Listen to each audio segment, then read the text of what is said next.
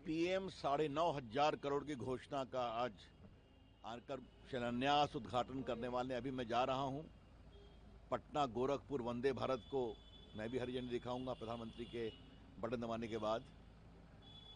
बिहार के विकास प्रधानमंत्री जी के हृदय में है और आप देखते हैं जब आते हैं हजारों करोड़ की योजना जो उतरती है जमीन पर। आज दीघा में सबसे बड़ा सीवेज ट्रीटमेंट प्लांट का भी उद्घाटन हो रहा है, वहां भी जाऊंगा। बाकी बादशाही पैन पर हो रहा है। तो इस तरह से काम होता है। आज बिहार आए हैं, ऐसे में कांग्रेस की तरफ से जयराम रमेश, यहाँ तेजस्वी यादव सवाल उठा रहे हैं, कोई आरक्षण की बात कर रहे हैं, कोई लॉ एंड ऑर्डर की बात उनके पास बोलने के लिए क्या है? कुछ है क्या? तो छोड़ दीजिए, उनको बोलने दीजिए। हम लोग का काम है बिहार के विकास को आगे बढ़ाना। एनडीए का मतलब वो बोल रहे हैं कि नेशनल दामाद ऐसा है, हमको इन हल्की बातों पर कोई टिप्पणी नहीं करनी है। चुनाव आने दीजिए, बहुत जवाब देंगे। अभी बिहार के विकास की चिंता और प्रधानमंत्री का बड़ा हृदय। मैं उनसे आग्रह करूंगा, कल योग का दिन है, आगे थोड़ा योग कर लें, थोड़ा सा प्राणायाम कर लें, शांति मिलेगी। उन्होंने कहा कि एनडीए का मतलब होता है नेशनल दामाद आयोग।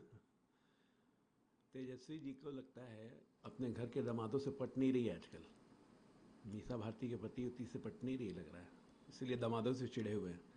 लेकिन क्या करेंगे, दामाद की सरपरस्ती में तो पूरा महागठबंधन गढ़ को रहना ही है। देश में तो एक ही दामाद है ना, तेजस्वी जी, जिसको सबको स्वीकार करना मजबूरी है, सुपर दामाद। हिम्मत है सुपर दामाद के खिलाफ बोलने का? कौन है सुपर दामाद देश का? एक ही, जीजा जी वड्रा। हमारे यहाँ कोई दामाद आयोग की वैकेंसी नहीं है। अपने दामादों की सोचे जरा, लगता है अपने घर के दामादों से पट नहीं रही है, लेकिन उस दामाद से पटा के रखिए। केजरीवाल ने ये भी कहा है कि जो नीतीश जी के अगल बगल हैं वो गुंजा पार्टी वाले लोग, वो प्रशांत कुमार को राजनीति में नहीं आने देना चाहते। भाई तेजस्वी अपनी चिंता करें ना, तेज प्रताप की चिंता करें, मीसा भारती की चिंता करें। नीतीश जी के बगल के भूंजा की चिंता क्यों करते हैं? नीतीश जी के साथ भूंजा खाने का इतना मन है तो नीतीश जी के पास चले जाएं। नीतीश जी भतीजा मान के भूंजा खिला ही देंगे। ज़बरदस्ती नीतीश जी की चिंता में दुबले हुए जा रहे हैं। दुबले कहाँ हो रहे बेचारे, वजन बढ़ रहा है उनका। इसने भी कहा है कि बिहार में चुनाव है इस साल, इसलिए पीएम आ रहे, केंद्रीय मंत्री, आरएसएस, ए टीम, बी टीम, सी टीम, सभी लोग आ रहा। प्रधानमंत्री ने 200 भाषण को सुना, लेकिन बिहार को अब तक क्या दिया? कुछ नहीं। सर्वभारतीय ऐसे वादे करते हैं। प्रधानमंत्री जब विदेशों का दौरा करते हैं तो पाकिस्तान को बेचैनी होने लगती है।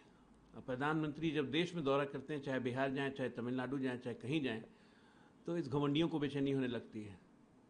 प्रधानमंत्री का भाषण सुनते ही इन लोगों का 1-8 किलो खून सूख जाता है।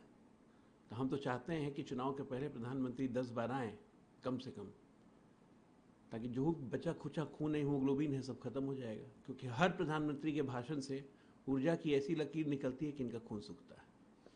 सोशल मीडिया पर तेजस्वी यादव का पोस्ट है कि युवा आयोग का गठन जरूरी है, क्योंकि तीसरी सरकार। अब ये चिराग पासवान की नकल कब से करने लग गए?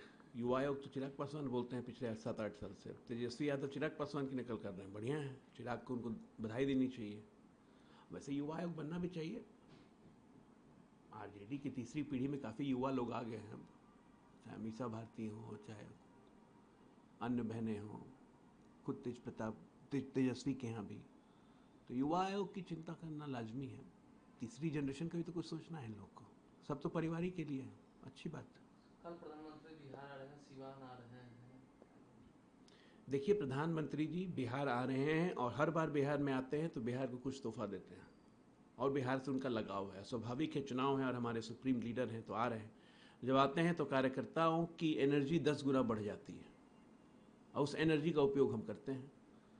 तो प्रधानमंत्री के बिहार आने का इंतज़ार सिवान ही नहीं, सिवान, गोपालगंज शहर, छपरा, हाजीपुर, वैशाली, हर जगह के लोग इंतज़ार कर रहे हैं कि प्रधानमंत्री आए और लोग लाखों की संख्या में पहुंचेंगे उनको सुनने। अजय आलोक जी, जिस तरीके से तस्वीरें वायरल थी कि लालू यादव के पैर के पास अम्बेडकर जी की प्रतिमा। देखिए, लालू जी के लिए कोई नई बात नहीं है। उन्होंने कर्पूरी ठाकुर का जीवन भर तिरस्कार किया और बाबा साहब को तो कभी लगाया ही नहीं। बाबा साहब को पैर की धूल के सामने, पैर के सामने रखा। सवाल ये है कि पुत्र सारी चीज़ों की चिंता कर रहे हैं कि नीतीश भूंजा कब खाएंगे, प्रधानमंत्री क्यों आएंगे, प्रधानमंत्री क्या करेंगे। ठनका गिरने पे लोगों के घर चले जा रहे हैं। बाबा साहब से माफ़ी मांगने में क्या वजन घटता है? अभी तक लालू परिवार ने बाबा साहब से के अपमान के लिए माफ़ी नहीं मांगी है और इस पूरे देश का दलित समाज आक्रोशित होकर देख रहा है, जवाब देगा इनको। प्रभातखबर.com, विश्वास वही, रफ्तार नहीं।